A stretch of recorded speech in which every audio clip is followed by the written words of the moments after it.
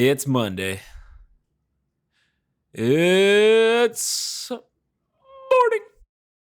And it's macabre. Welcome to Monday Morning Macabre, ladies and gentle bubbies. Another week. Hear ye. Hear ye. Me and Scones just got back from a little Renaissance fair because we've got too many cool things in our lives. Yeah, the demographic was skewing too much towards jock, so we had to bring it back with the Renaissance fair. We needed some steins and some. We were in our tightest corsets, of course. I saw a guy eat mud. We saw a guy eat mud. We saw a mud eat a guy, which was cool. Yeah, it growled. It was a good time. We there were swords.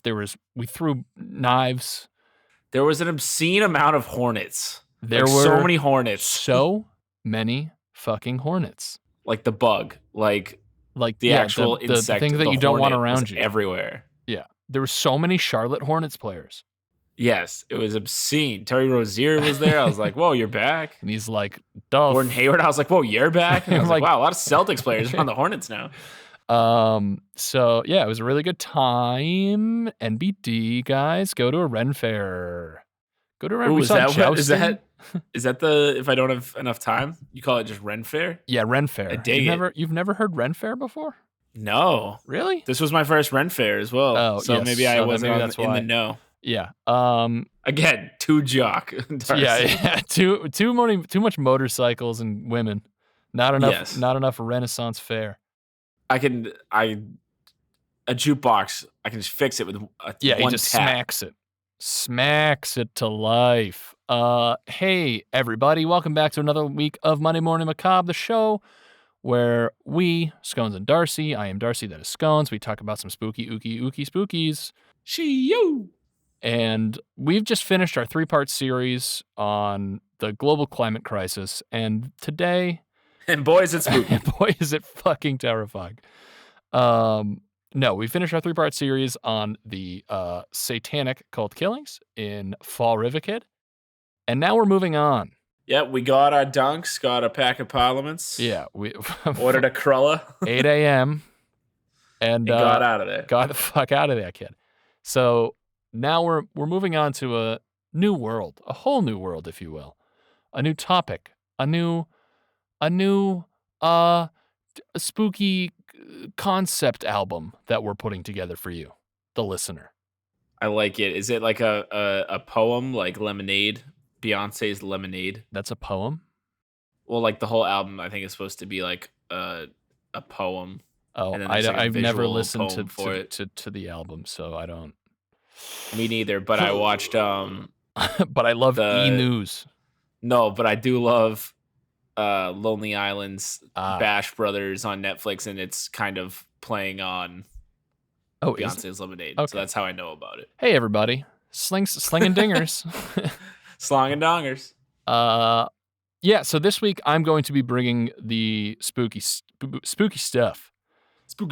And, Scones, to give you a little preface of what we're going to be talking about, I found what we're going to discuss today by Googling Carl Tanzler and then finding the people who searched for this also searched for pulling the threads. That's good journalism. Yeah, and I was like, "Ooh, this is smart. I'm a big brain right now." You're connecting dots. You're a detective. Yeah, so I was like, "Oh, we'll find some other super fucked up people." And boy, did I ever. So today, Scones, I'm going to be talking to you, Mr. Scones, about the chilling true story of Charles Starkweather, the teenage serial killer who terrorized America's heartland. Hey, band. Get off your butts, your skeleton, your little bony butts, and start playing me a tune. Spin us a little ditty. Jack and Diane, which is this kind of like Jack and Diane. Actually, this is very oh my God, what is like the most famous duo of male female? Bonnie and Clyde. Bonnie and Clyde, thank you.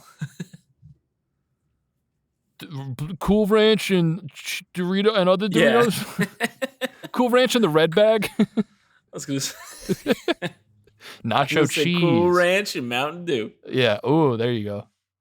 X. Did you see that picture online of like the Xbox, like how to fix the red ring of death?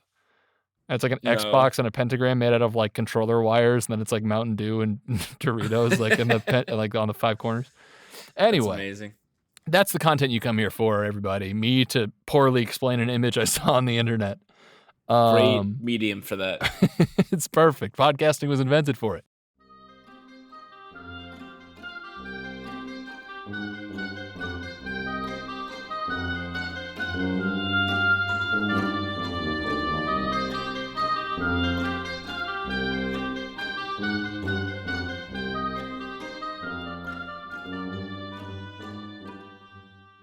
So, yeah, this is a story of 2 teens who went on a 11-person killing spree in the 1950s. That's a lot. That's the double digits. Yeah, they hit double digits, and so they get a plaque from YouTube, and it gets pretty grisly. So let's jump into it. This is an All That's Interesting article by Margaritov, which is... Inject all that's interesting into my veins. Yes, your weekly intravenous, All That's Intravenous, ATI. So, for 2 months in 1958, 19-year-old Charles Starkweather and his 14-year-old girlfriend, Careel. It's Carol. Careel's a sick name. I don't know why I said Careel. It's like the skit. Sounds like an 80s basketball star. Yeah. Careel Abdul-Jabbar embarked on a killing spree.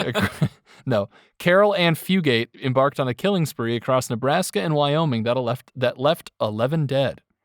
He was probably the most notorious spree killer of the 1950s, and he was just a teenager. In the winter of 1958, 19-year-old Charles Starkweather killed his way across Nebraska and Wyoming, taking 11 lives with him in brutal fashion. In tow was his 14-year-old girlfriend and alleged accomplice, Carol Ann Fugate. Wait, say again, how old is he? He is 19. Ew. Yeah, that's an ew difference in age. That's an ew for me, dog. And Scones is going to hit the big red X on this America's Got Talent. I'm giving him the golden buzzer, baby. My chair's not turning around. I'm not giving him the golden buzzer. In tow was his 14-year-old girlfriend and alleged accomplice, Carol Ann Fugate, whose family Starkweather killed before they embarked on their crime spree. But how did this seemingly ordinary all-American teen go from a heartland boy to a monstrous murderer? He was the captain of the baseball team. Right. And then he smoked pot. Yeah. Just him like killing He stopped showing up for his paper route. You're acting different now. That's his melted dog. Yeah. You're not the same when you're high. So Charles Starkweather was trouble from the start. The third rock from the sun, Charles Starkweather was born on November 24th, 1938 in Lincoln, Nebraska. Though he had a, quote, solidly middle-class life, his father, a carpenter by trade, went through bouts of unemployment due to his crippling rheumatoid arthritis. To keep the family afloat during these periods, Helen Starkweather worked as a waitress. While Starkweather might have had fond memories of his family, the same could not be said of his school experience. Because he was slightly bow-legged and he had a stutter, he was bullied mercilessly. Don't be bow-legged. If you're listening and you're bow-legged, yeah, don't be. The message isn't don't bully, it's don't be bow-legged. Yeah. Become unbullyable. Yeah. Don't kill the cringe. Kill the part that cringes. In fact, he was so badly taunted that as he grew older and stronger, he found a physical outlet in the gym where he channeled his ever-growing rage. So basically every single meathead dude. Yeah, us, the jocks. Yeah, right? us. So, yeah, us with our steroids and our wicked big arms. By the time he was a teenager, Charles Starkweather was little more than a powder keg waiting for a spark. That was also how I was described in high school, except that spark was drama. Around this time, he was introduced to the iconic actor James Dean and connected with the social outcast personality that he represented. So he's basically the first I'm going to teleport behind you guy. He also sounds like every group of like middle America. Yeah, he's like, literally moms, the entirety like, of Illinois' kids. Yeah. But James Dean, if kids watch him, they're gonna go on 11-person motor sprees. And he's like, that's not a bad idea, man. Rebel without a cause. No, Rebel? Yeah, he's definitely the 50s or whatever version of like the kids the edgy fucking go nuts and dress up like the Heath Ledger Joker or whatever. Yeah, exactly. He lives in a society for sure. Yes. So eventually Starkweather dropped out of high school and took a job at the newspaper warehouse to pay his bills. It was while working at this job he met Carol Ann Fugate. Charles Starkweather was 18 when he met 13-year-old Carol Ann Fugate in 1956. So that's yikes number 1, followed up by yikes number 2, which is they'd been introduced by Starkweather's ex, who was Fugate's older sister. So that's double yikes. That's a double yikes. That's a Monday Morning Macabre double yikes. Well, the Monday Morning Macabre double yikes award goes to Mr. Charles Starkweather for dating his girlfriend's sister. Not cool. Not cool. We're trying to get into morning radio. Trying to get into morning drive time radio, guys. If you know any stations that are looking for people, let us know. Back to you with the weather. So, Starkweather's relationship... The Starkweather. Yeah. Ooh, shut up. Starkweather's relationship with Fugate was arguably predatory in nature. I don't think it's arguably. I think it's pretty straight up predatory in nature. By all standards, it's pretty predatory. Yeah, given that the age of Given that the age of consent, given that the age of consent in Nebraska, both then and now, is 16 years old, so not arguably predatory. That is by law and definition predatory and culture. This means that any physicality between the two, however consensual, could be considered statutory rape under the law. The legality of the relationship aside, Charles Starkweather and Carol Ann Fugate quickly became close. Starkweather reportedly taught her how to drive with his father's car. When she crashed it, a fight between the Starkweathers ensued, which ended in Charles' banishment from the family home. Sounds like he's a shitty driver. I was about to say, he's not a great teacher.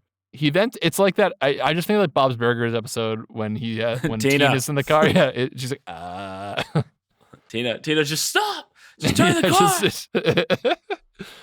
car. He then took up a job as a garbage collector. During pickups, he'd plot out robberies on homes, but his real criminal streak began when he committed his first murder the following year. So this is something that like I find interesting is that these are just bad apples. I have never once thought, how would I best rob this home? Like, that's just something he's casually doing as he's cleaning up trash. It's one of those horrific situations where two equally insane people come together and find each other. Yeah, it's like peanut butter and jelly, but not great. Yeah, perfect analogy. Left Moving Twix on. and right Twix. Yeah. Yeah, exactly. Oompa and Loompa. Apple and the cinnamon. I thought they were rivals though. Cereal's shit changed so much. Learn the expanded universe, baby. So, the crime spree of Charles Starkweather and Carol Ann Fugate. On November 30th, 1957, Starkweather tried to purchase a stuffed animal from a local gas station on credit, which was wild move. Was super weird. When the young attendant refused, Starkweather robbed him at gunpoint and then took him out into the woods where he shot him in the head.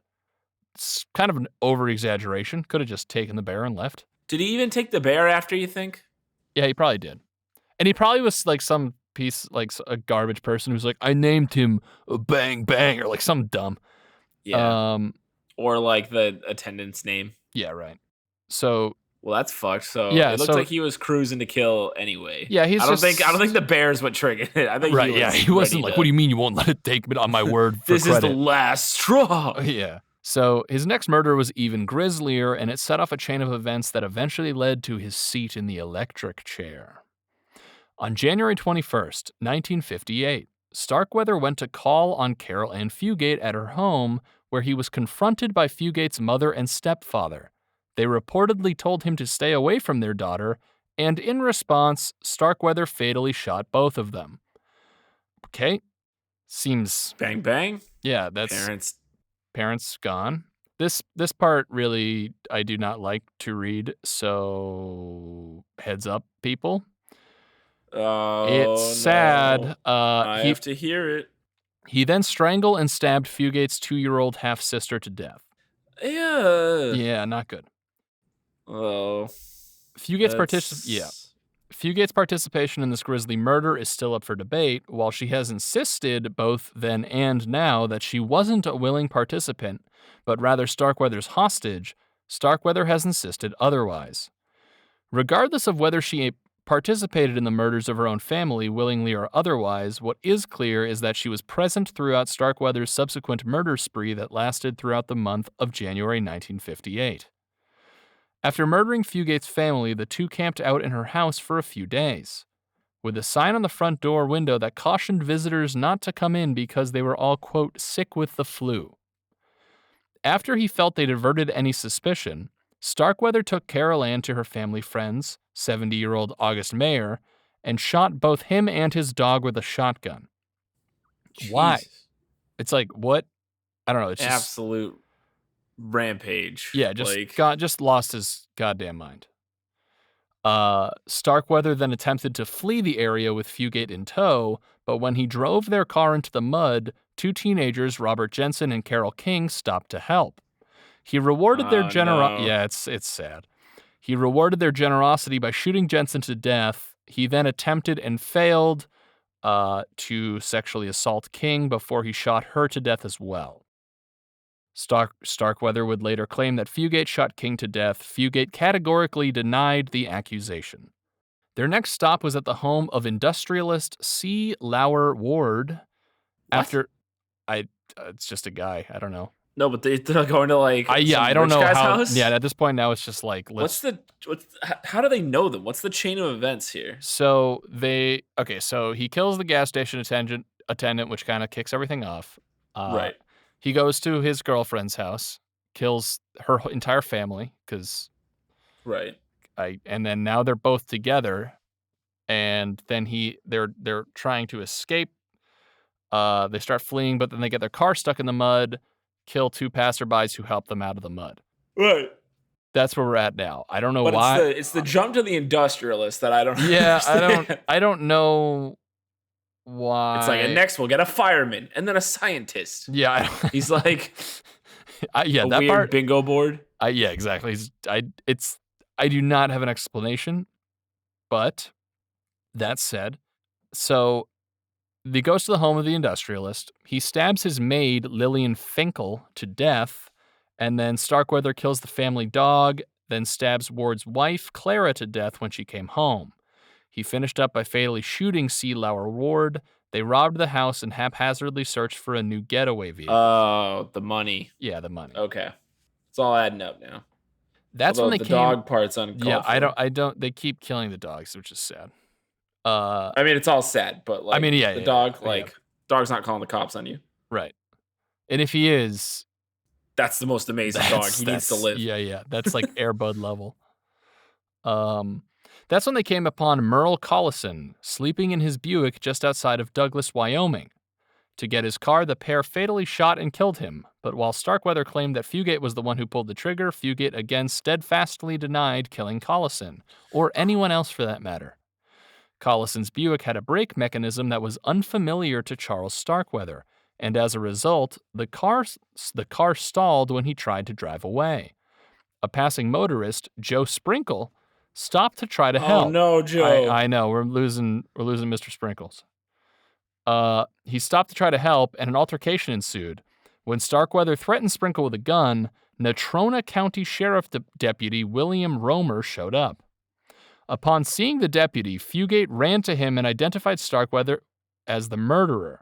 Starkweather roped her into a high-speed chase with the deputies, but Starkweather pulled over when one of the cops' bullets shattered his windshield and cut his ear. What a shot. There's a quote here of the arresting officer that says, "He thought he was bleeding to death. That's why he stopped. That's the kind of yellow son of a bitch he is." So, kind of absolute dumbass. Thinks his ear is going to bleed out. So he is now in custody. The murder spree is over, thankfully. We got him. Ladies and gentlemen, We got him. Charles Starkweather was arrested and brought up only on one charge of first-degree murder for Robert Jensen. At the time, Starkweather willingly chose to be extradited from Wyoming to Nebraska because he believed, incorrectly, that prosecutors wouldn't seek the death penalty because the governor at the time was against execution. But that governor changed his tune specifically for Starkweather. Psych. Yeah, he got psyched so the hard. The ultimate psych in history. Yeah. At trial, Starkweather changed his story several times.